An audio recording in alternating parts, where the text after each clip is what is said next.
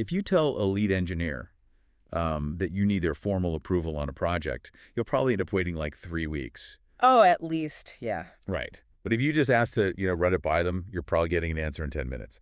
So welcome to this custom deep dive. Thanks. Glad to be here. Today, we are really digging into the hidden psychology behind corporate buzzwords.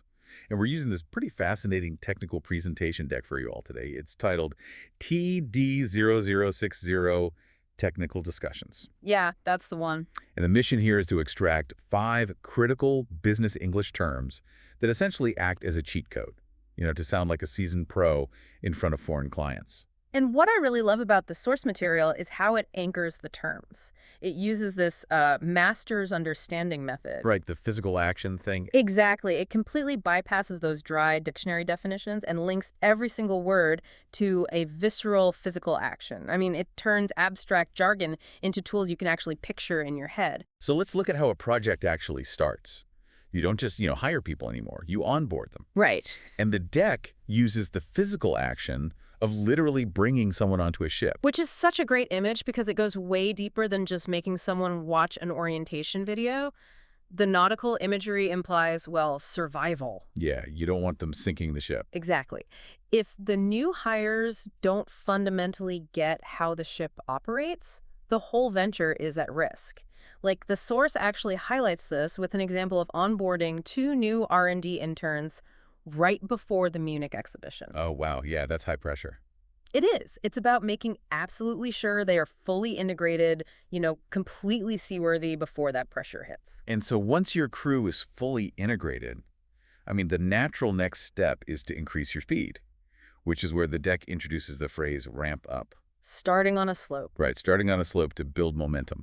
Okay, let's unpack this for a second, because I hear people say ramp up all the time. Constantly? Yeah, and honestly, it usually just sounds like a corporate crutch for the word increase. Like, why not just say, we are increasing production? Well, because, an increase can totally just be an accident. Wait, really? How so? Think about it. A sudden spike in sales because of a viral video that's an increase. But a ramp up, that implies a deliberate structural scaling over time. Ah, okay. Yeah, when the deck mentions planning to ramp up the production of planetary reducers by 30% next quarter. Which is a huge jump, by the way. Right, massive. Yep. But it's signaling a systemic overhaul. You're building out factory lines, extending shifts, making sure the supply chain can actually handle the weight. So it shows strategy, not just luck. But scaling up that aggressively, right. That is usually exactly where the system breaks. Oh, 100%. Suddenly the assembly line starts failing, and you can't just rely on those high-level metrics anymore. You really have to change your perspective. Yeah, you switch from horizontal growth to vertical investigation, which is where drill down comes in. Vertical drilling. Exactly. You are actively bypassing all the superficial symptoms, like, say, a delayed shipment. Right. And you are boring straight through all those layers of data to hit the foundational root cause.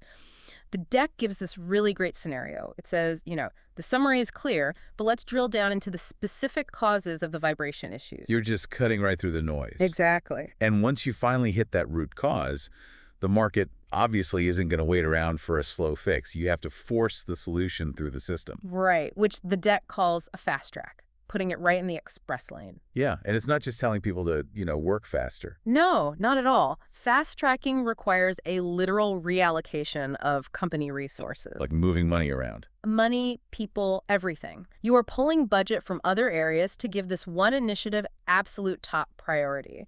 The example they use is management fast-tracking the TUFX development to beat a competitor's launch date. So you are basically breaking the normal speed limit of the company hierarchy just to outmaneuver the competition. Yeah. But forcing major developments through the system like that, it definitely creates friction. Oh, for sure. You need leadership buy-in to bypass standard procedures, but you absolutely have to avoid getting bogged down in formal red tape. Which brings us right back to that psychological trick we opened with, run it by. Yes. Running past someone quickly. Right. Exactly. It's essentially the corporate equivalent of asking a friend, hey, does this shirt look weird before you leave the house? I love that analogy. You aren't asking them to dress you. You're literally just asking them to spot a disaster. Right. And the phrasing completely neutralizes defensiveness. When the deck suggests running a new idea for gear geometry by the lead engineer, it frames the whole interaction as just a low-stakes request for feedback. Rather than a massive high-stakes demand for authorization. Exactly. It completely smooths out those ego and hierarchy issues that usually slow everything down. It's diplomacy disguised as casual conversation. Mm-hmm. I mean, these 5 terms really do map out the entire life cycle of a project for you. They do. You build that solid foundation with onboard, aggressively build momentum with ramp up, solve the structural failures by choosing to drill down, outpace the market when you fast track, and then navigate the politics by choosing to run it by key players. And honestly, using them just projects this highly specific image of strategic control to anyone who's listening. Which leaves you with a really interesting dynamic to mull over. I mean, we use these intensely physical, kind of aggressive terms like fast track and ramp up to project speed to our clients. Right, to sound capable. Exactly. But internally, we rely on soft, non-committal phrases like run it by just to maintain caution. So for everyone listening, are these buzzwords actually helping us communicate more clearly? Or are they just polite little shields we hide behind when we want to avoid bluntly saying, hey, hurry up, or I need your permission? It's a great question. Definitely something for you to think about the next time you step into a multinational meeting.